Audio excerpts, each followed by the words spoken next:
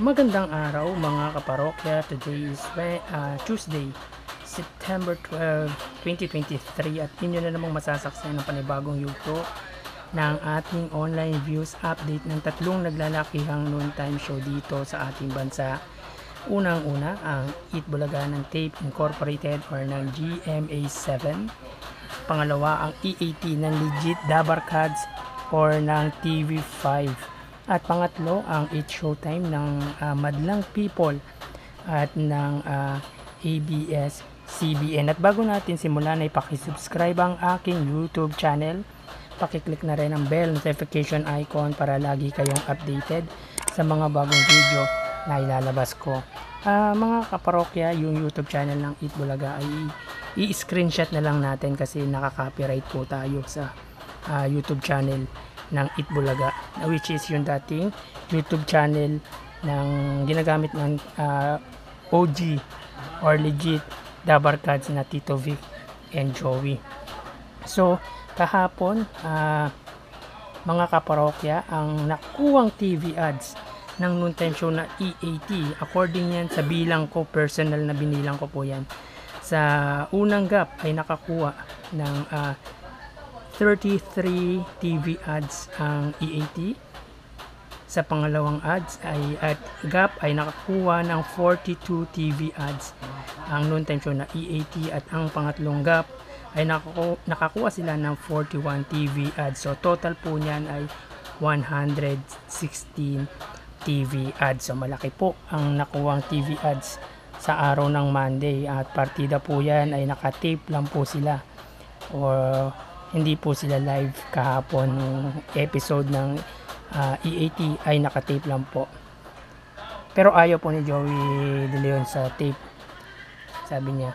Dan yan po ay patunay na patuloy na tinatangkilik ng masang Pilipino ang noontime show ng Tito Vic and Joey, which is ang EAT sa may TV5.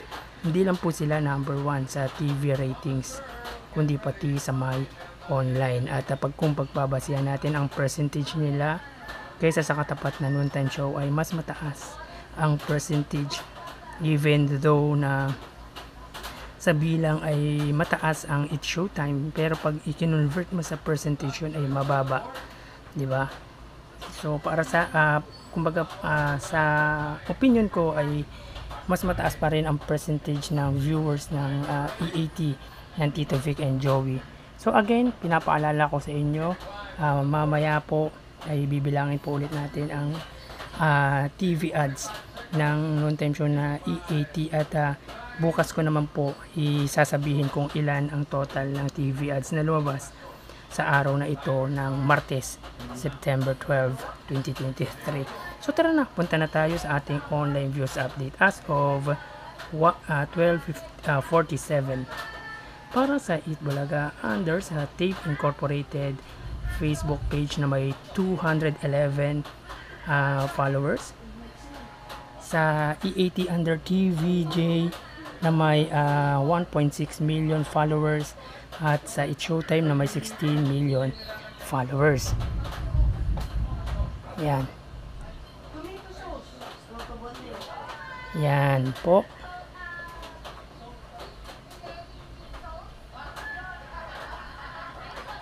Yan. Sa kasalukuyan, ang Eat Bulaga ay may segment na G sa Gedli. Ang EAT ay may,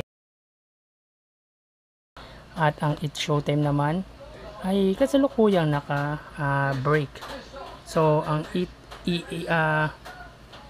ang Eat Bulaga ay mayroong, check natin, 552 live viewers. Ang EAT ay may 12.8k live viewers, at ang It's Showtime ay may 4.8k live viewers. Yan po ang kanilang Facebook live as of 12:49. So tingnan naman natin ang YouTube channel ng tatlong noontime show. Mamaya ko na po yun yung YouTube channel ng Eat Bulaga kasi nakaka-copyright tayo. Unahin po natin ang YouTube channel ng dalawang noontime show, which is ang EAT at ang It's Showtime. Para sa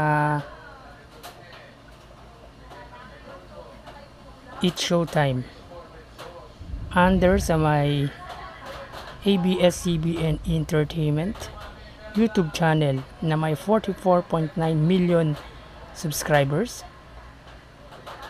Sa EAT, under sa TV5 Philippines, yan. Ang ABS-CBN Entertainment YouTube channel na may 44.9 million subscribers, at sa TV5 Philippines na may 1.29 million subscribers.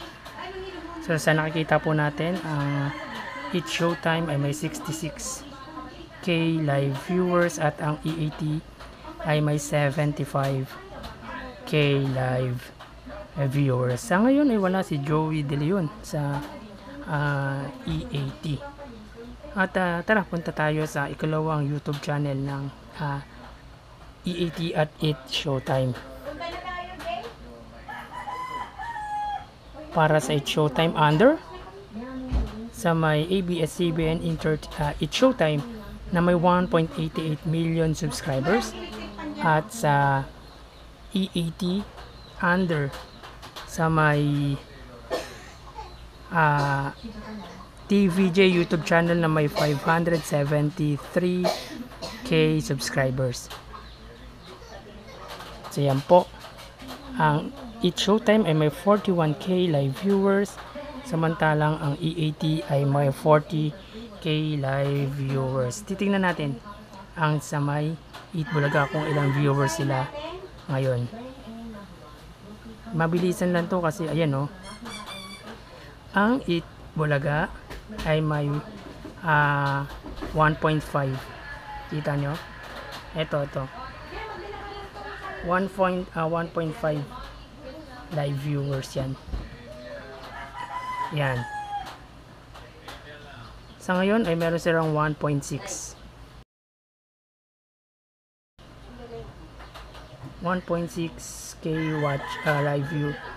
live viewers. As of 12:51 yan ha. Check muna natin, skip natin yung ads. Pinaka-copyright tayo yan eh. Yan, ulitin natin, 1.6k watching. Sa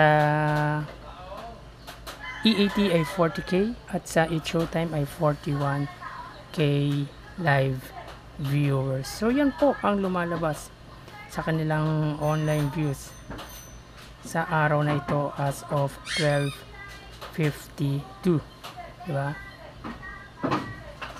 So bukas po magbabalik po tayo sa ating another series of online views update ng tatlong naglalaki ang noontime show dito sa ating bansa, ang It's Showtime, ang EAT at ang Eat Bulaga. Ngayon ay magpapaalam po muna ako, magsikain po tayo at mag-ingat dahil sa pabago-bagong panahon, at thank you and God